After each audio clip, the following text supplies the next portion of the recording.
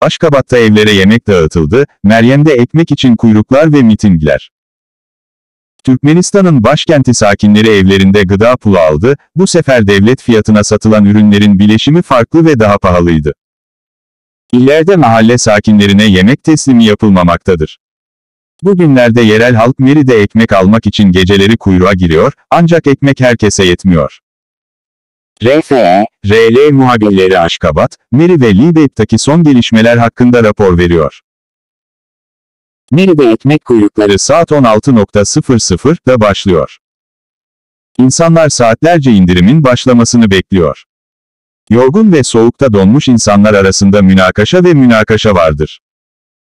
10 Aralık'ta Meri 10. State Store'daki olaylardan birinde 100'den fazla kişi sabah 6'ya kadar sıraya girdi. Yakında bitecek olan ekmek satışı kısa sürede sona erdi. Her alıcı bir somun ekmek satmasına rağmen kuyruktakilerin yarısı ekmeği alamadı. Bu durum, umutsuz alıcılar arasında memnuniyetsizliğin artmasına ve sonunda bir sürtüşmeye yol açmıştır.